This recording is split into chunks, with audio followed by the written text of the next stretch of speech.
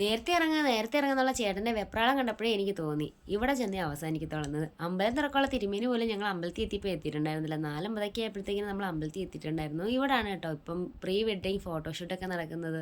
ഇതുപോലെ കുറേ സ്ഥലങ്ങളുണ്ട് അമ്പലത്തിൽ ഫോട്ടോ എടുക്കാൻ പറ്റിയ സ്ഥലങ്ങൾ. ഞാൻ ആകെ കൂടി 1-2 വട്ടം ഈ അമ്പലക്കുളത്തിൽ ഇറങ്ങിയിട്ടുള്ളൂ കേട്ടോ. കുഞ്ഞിനെയും കൊണ്ട് ആദ്യമായിട്ടാണ് ഞങ്ങൾ അമ്പലക്കുളത്തിൽ ഇറങ്ങിയിട്ടുണ്ടായിരുന്നത്. അവൻ ഇതൊക്കെ കാണുമ്പോൾ നന്നായിട്ട് ഇഷ്ടമായിട്ടുണ്ടായിരുന്നു.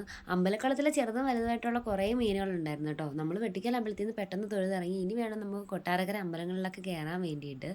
കൊട്ടാരക്കര അമ്പലത്തിൽ ചെല്ലുമ്പോൾ ആനയെ കാണിച്ചു തരാമെന്ന് പറഞ്ഞിട്ടുണ്ടായിരുന്നു കേട്ടോ. പിന്നെ കൃഷ്ണൻകുട്ടി ആനയുടെ ഒരു പ്രതിമയൊക്കെ കാണിച്ചു കൊടുത്തപ്പോഴത്തേക്കും മോന് ഹാപ്പിയായി. നമ്മൾ നേരെ പോയത് പടിഞ്ഞാറ്റിങ്കര അമ്പലത്തിലോട്ടായിരുന്നു കേട്ടോ. ഇന്നൊരു പ്രദോഷ ദിവസം ആയതുകൊണ്ട് തന്നെ നല്ല തിരക്കുണ്ടായിരുന്നു അമ്പലത്തിൽ. അവിടുന്ന് നേരെ പോയത് കുലശേഖരനല്ലൂർ ക്ഷേത്രത്തിലായിരുന്നു കേട്ടോ. അവിടെയും കയറി തൊഴുതിന് ശേഷം നമ്മൾ നേരെ പോയത് ഗണപതി അമ്പലത്തിലായിരുന്നു. ഇപ്പോൾ ശബരിമല സീസൺ ആയതുകൊണ്ട് ഒരുപാട് തിരക്കുണ്ടായിരുന്നു കേട്ടോ. അയ്യപ്പന്മാരായാലും അല്ലാത്ത ആൾക്കാരായാലും ഒരുപാട് തിരക്കുണ്ടായിരുന്നു. അപ്പം ഗണപതി അമ്പലത്തിൽ ഉണ്ണിയപ്പമൊക്കെ വാങ്ങി അവിടെ ഇരുന്ന് 1-2 ഉണ്ണിയപ്പം കഴിച്ചതിന് ശേഷമായിരുന്നു കേട്ടോ നമ്മൾ നേരെ തിരിച്ച് വീട്ടിലോട്ട് വന്നിട്ടുണ്ടായിരുന്നു. അപ്പോൾ ഇന്നത്തെ വീഡിയോ ഇത്രയോട് മറ്റൊരു വീഡിയോ നാളെ കാണാം.